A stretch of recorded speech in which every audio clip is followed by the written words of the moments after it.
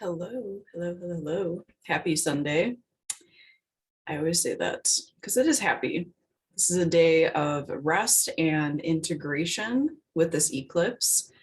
I don't know how you guys are feeling. This was a powerful, powerful eclipse. It was overwhelmingly positive, I think, at least for me personally. And looking at what you guys were saying in the Discord and seeing how other people experienced it, it was definitely uplifting, which nobody really expects that, I don't think, from Scorpio or even the Scorpio Taurus axis. But with Pluto, with Scorpio's co-ruler, there is that renewal, there is that rebirth after we go through like the horrible, scary part. So it definitely was positive.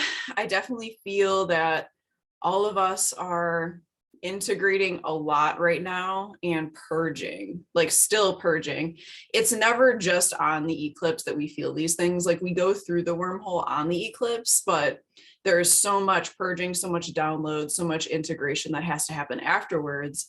And then we're going to have the solar eclipse later. Let me see what day that is. On the 4th, December 4th. So that will be the solar eclipse.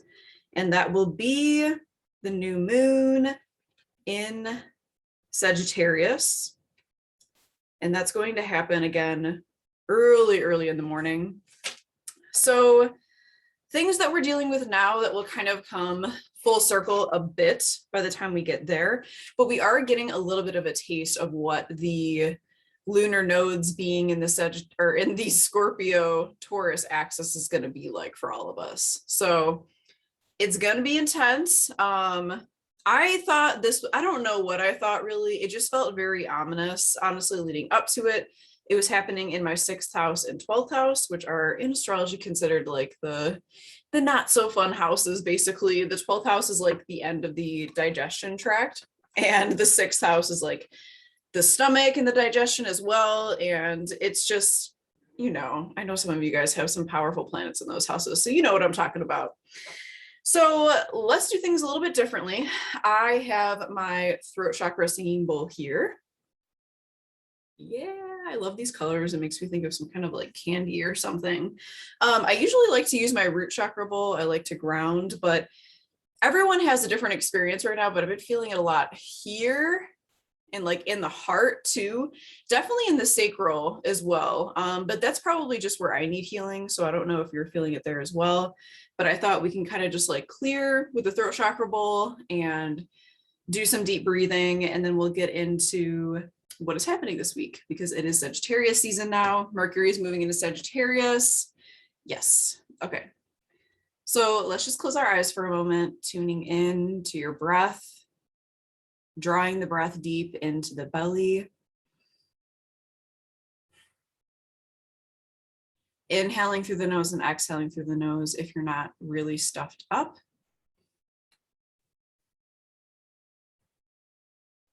And as you're filling your belly with air, when you don't think you can inhale any more air, inhale just a little bit more.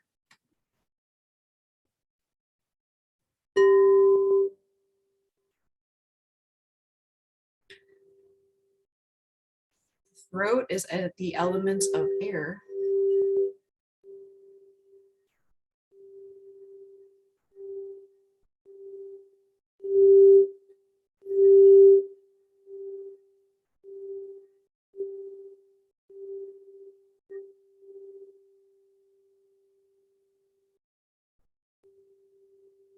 So as you're clearing your throat chakra, this is also where we hold our karma. This is where we hold on to things that we wish we said, things that we wish we didn't say. Speaking our truth from a space of love and honesty and integrity.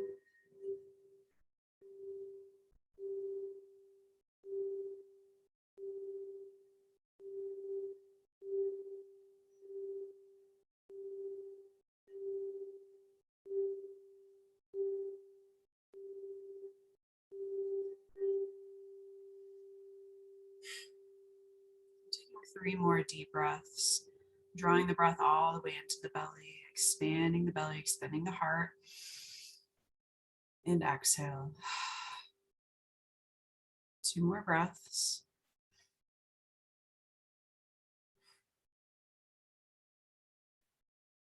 Last one at your own pace.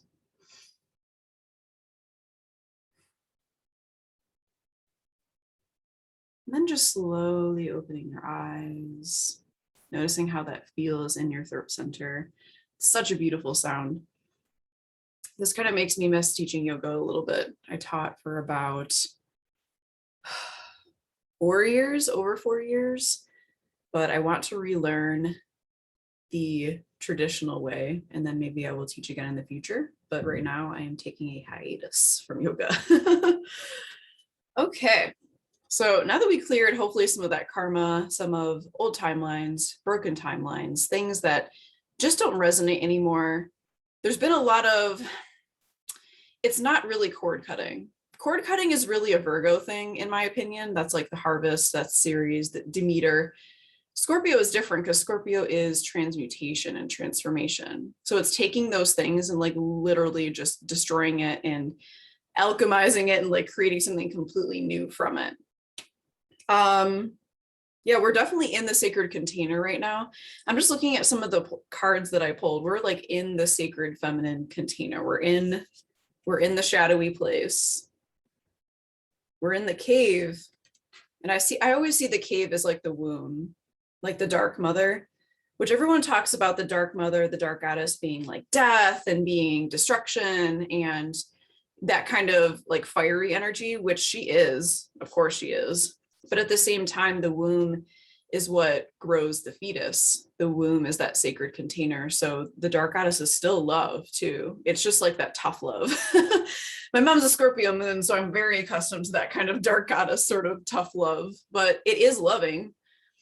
And in a way, death is like so necessary, and death is also loving in a way. I'm just thinking of gardening, and if you're trying to grow a certain kind of vegetable or something, you have to weed. And as you weed plants, you are committing plant murder in a way, you're committing death in a way, but you're doing it with love. So you're still thanking those weeds for growing and doing what they're supposed to be doing. But in that process, you also have to kill certain things. You have to clear the way and let things go and initiate that death, rebirth, transformation process in order to grow what you want to grow. Okay. So we're in Sagittarius season. Let's bring up the chart. I love, love, love Sagittarius season. It definitely takes the edge off after we've been doing the Scorpio thing for a while. Okay. So this is today, the 21st. As you can see, the sun is at 29 degrees, 44 minutes of Scorpio. So we're nearing the end, 30 degrees for each sign in the zodiac. And 30 times 12 makes the 360-degree circle. So we're at the end of Scorpio season. We still have Mercury and Mars there, but Mercury is moving pretty fast, and it will be moving into Sagittarius actually on Wednesday, the 24th, so the day before Thanksgiving here in the US. So what is Sagittarius? Sagittarius is the archer, the centaur. They are very mythical. In traditional astrology, they are ruled by Jupiter. And Pisces is also ruled by Jupiter in traditional astrology. Now you can see the similarities between Sagittarius and Pisces, but Sagittarius is fire and Pisces is water. So Sagittarius is like what my teacher Rick would always say is like the least fiery fire sign, which is true because they're more of like a distant star burning in a galaxy. They're still very much fire, but they're more idealistic. Jupiter is just like a different kind of fire, you know, with Sagittarius. Sagittarius is vision, it's expansion, expanding mind, body, and spirit. It's religion, laws, philosophy. Sagittarius is literally the mythical centaur. I'm definitely thinking of Chiron here. It's a natural teacher. People with Sagittarius placements, they're very like preachy sometimes, but they're just like a natural teacher. Like everything is a philosophical meaning. Like everything has a bigger, higher meaning. Everything is connected. That's Sagittarius energy. So when we're in Sagittarius energy in the Northern Hemisphere, the leaves have fallen from the trees in Scorpio season, right? So when the leaves fall from the trees, we can automatically see farther out into the horizon. So Sagittarius is about vision. It's about expanding the vision, reaching for something somewhere, kind of like idealistically looking out on the horizon, like searching for something, searching for some kind of meaning. I'm thinking of, is it the Two of Wands or the Three of Wands? That tarot card in the Wands, it's like in the early numbers where the man is like holding literally the globe like in his hands, like looking out on the water with like the wands, which represent fire. That's Sagittarius energy. It's just about growing bigger. Now, because of Jupiter's position in the solar system, Jupiter can expand and expand and expand until it gets to that boundary of Saturn, and then Saturn's going to deflate it and like push it back in. So they can expand their vision, but there's only like a point, you know, to where they can expand that vision. Now, Neptune is outside of Saturn's orbit. So Neptune can expand forever, but Jupiter can only expand to a point. So I see this as almost like, it's like a balloon, like inflating, getting to Saturn, deflating, inflating, deflating. And this is fine. This is kind of like that dance between Jupiter and Saturn. That's the inhale and the exhale. It can only become a problem when what's being expanded is either maybe a delusion or an illusion, something that doesn't make sense, which can definitely happen with Sagittarius because they get stuck in those ideological traps. I always say that, speaking from experience. With my rising in Sagittarius. Or if they get angry, they're usually very optimistic and positive. But if they happen to get in that angry state and like you bring that anger, that fiery Sagittarius anger, and combine that with like the gaseous Jupiter, it's like an explosion. It's really scary. And this is also like a time when we maybe will take things way too far because again, everything is growing bigger and bigger and bigger until we get to Saturn. So if we take things way too far, Saturn is going to take that same amount of force and like push it back. So we might kind of like land on our heads in a way.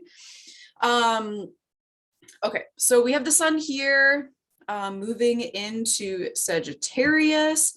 This is in Central Time, Chicago time. All right, so later on tonight, the sun will be moving into Sagittarius, which means it's going to cross over the South Node.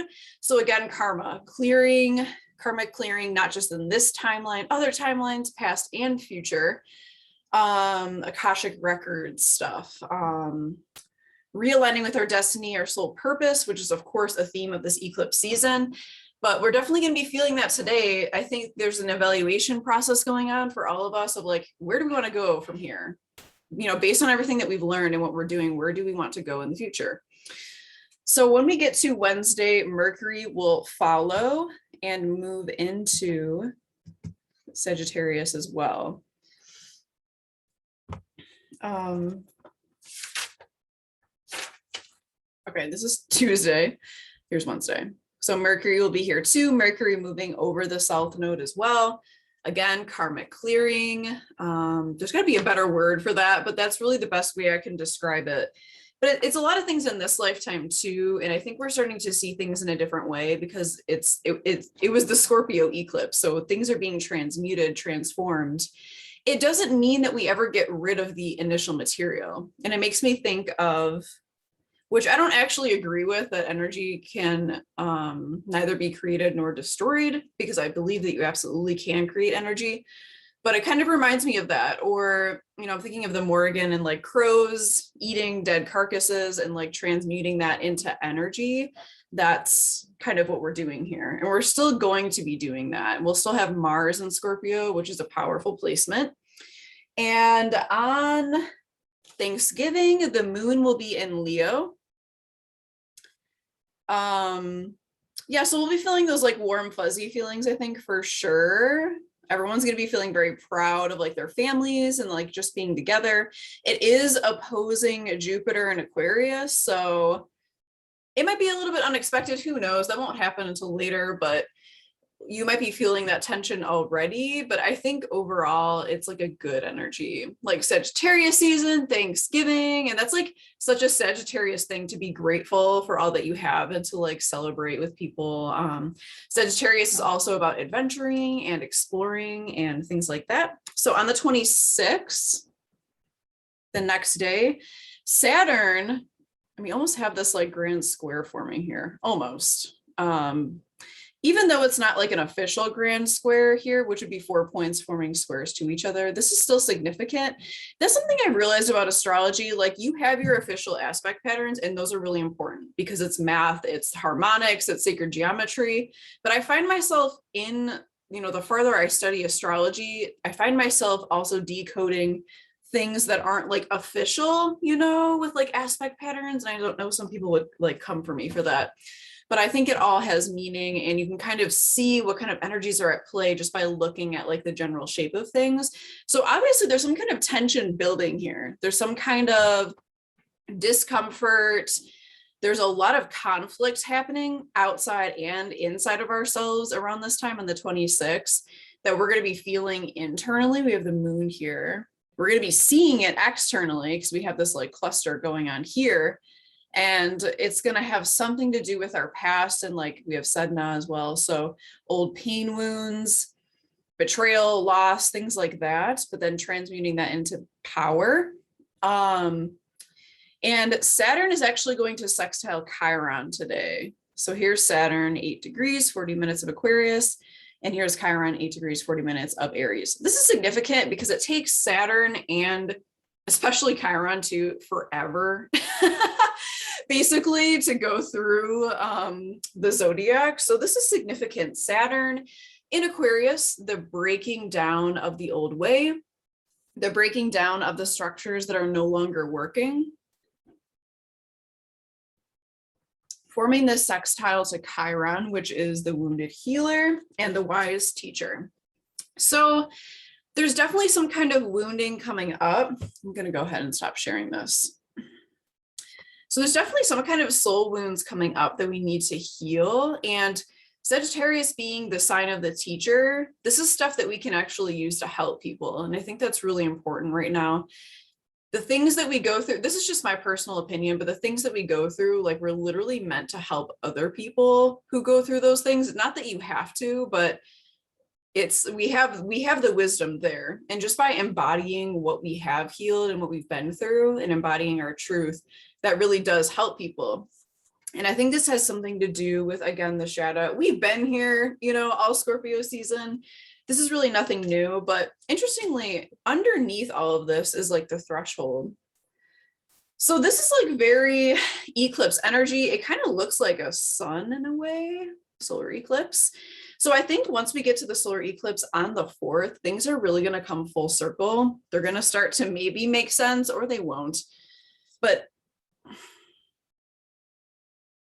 this is so funny. So I actually pulled this card too. It says, one who offers of themselves in a way to uplift others is a teacher. One who teaches others teaches themselves. The teacher is the student, and the student is the teacher. Become the one that uplifts all. Teach the best of you, and you will share and uplift all. Okay, so I should have just read that, honestly. Oh my gosh. Okay, so definitely about teaching, who is the student, who is the teacher. I definitely feel this too. I know in a way, like, I am teaching astrology, but like I learned so much from you guys too. And I feel like whenever I am teaching, I'm like realizing things that I didn't realize until in that moment I'm saying it. And what I'm talking about. And also I picked this one. It's like the fortune card. It has a bunch of fortune cookies. And it says, if someone can tell you or give you anything you want, what would it be today? You have control over your own fortune in life, which is interesting because Jupiter, Sagittarius's ruler, is also the planet of fortune. You can manifest your dreams. What do you want? What do you really want? Be careful. Make sure you really want it before you ask for it. It makes you think. So think, process, and move slowly before you jump into something. You are your own fortune cookie. Think, process, and manifest your dreams. That's so true, though. You have to be really careful about what you ask for. This was around this time last year when I was just starting this business. And I was like, I want to be busy. I want to be successful. I want to have tons of people. Well, that's exactly what happened. And I kind of like lost it for a little bit because I was so busy and my anxiety was out of control and I wasn't eating and I wasn't sleeping properly. And I'm like, I got what I asked for, but I didn't really think things through because it doesn't always turn out the way that you want it to. You know what I mean? So also we have the sun conjuncting Mercury on Sunday. So as usual, the sun and Mercury are doing this little dance that is leading us to full Sagittarius mode, which is speaking our truth, being blunt, being honest, even being a bit like harsh and brash sometimes. That's okay. Sagittarius isn't here necessarily. Maybe they're here to teach and inspire, but they're not really here to like make everyone feel warm and fuzzy inside, because sometimes people just need to say what needs to be said, no matter how uncomfortable it might feel. Everyone's thinking it. Nobody wants to say it. The Sagittarius is going to say it, like for sure. They're going to say it, and they're going to do it probably with love, usually, maybe. But someone's got to do it, right? I'm going to pull some regular tarot cards as well to see what kind of lessons we need to just be aware of, or any kind of guidance for Sagittarius season.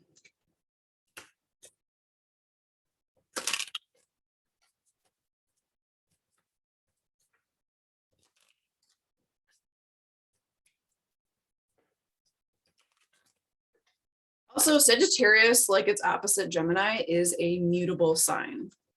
Oh, wow. Oh my gosh. So mutable signs, they take the current energy and transmute it and begin to transform it into something different. Cardinal signs initiate the seasons. So we had Libra initiating fall. Scorpio fixed signs, they take the energy and continue it. So Scorpio took the initiating fall energy that Libra started and carried it forward and just continued it on without changing it.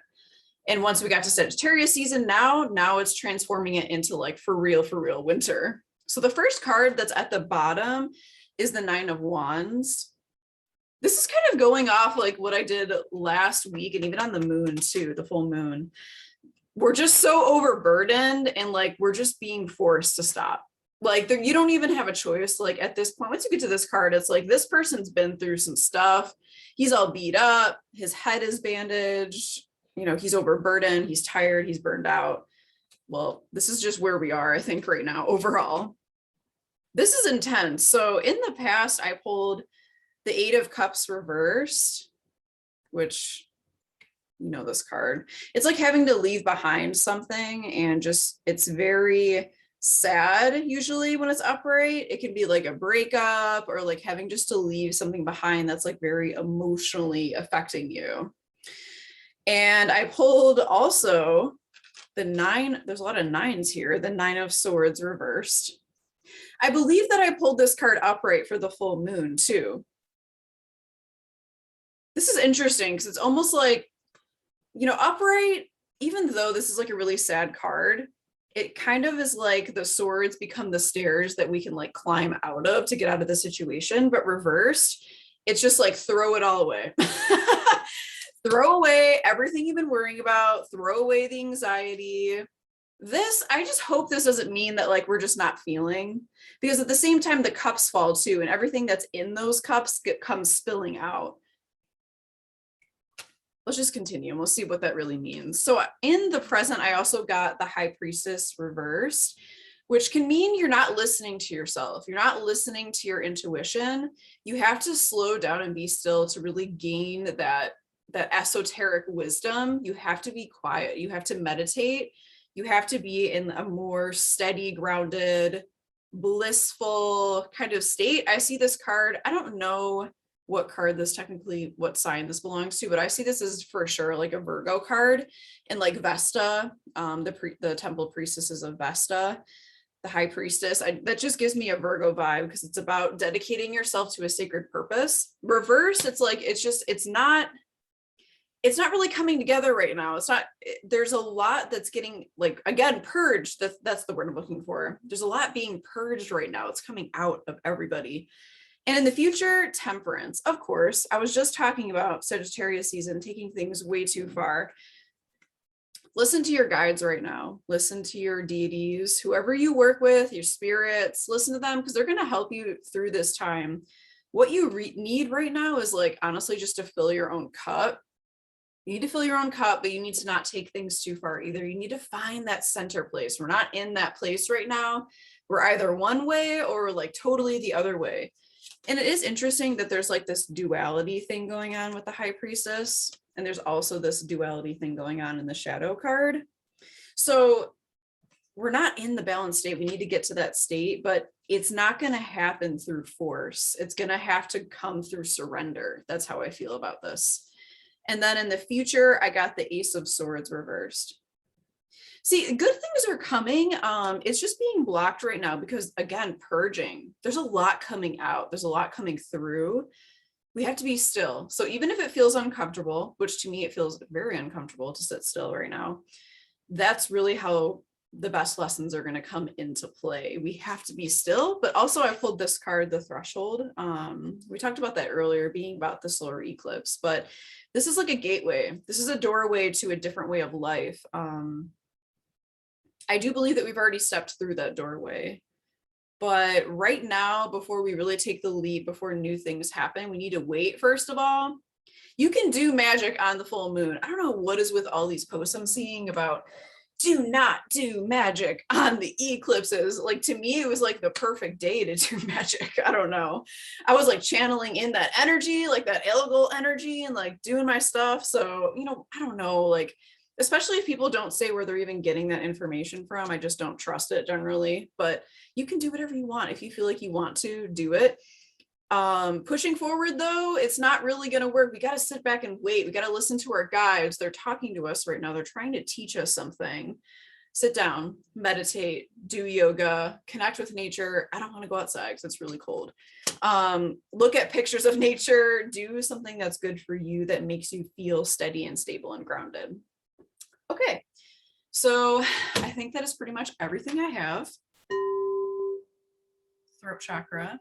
I'm going to get my root chakra bowl out of my car because I do feel that grounding is important right now. Okay, so I hope everyone has a great week. I will see you in the Discord. Let me just make sure I got everything here. Hanukkah will begin next Sunday. Yeah, and then, we're still in eclipse season. We're still going to be feeling that. So actually the eclipse, depending on where you are, if you're on Pacific time, California, it's going to be on Friday. And then for Eastern time, it will be Saturday. Okay. All right. I love you guys. Have a wonderful week. Take care of yourselves. That is the most important thing right now. Okay. Bye.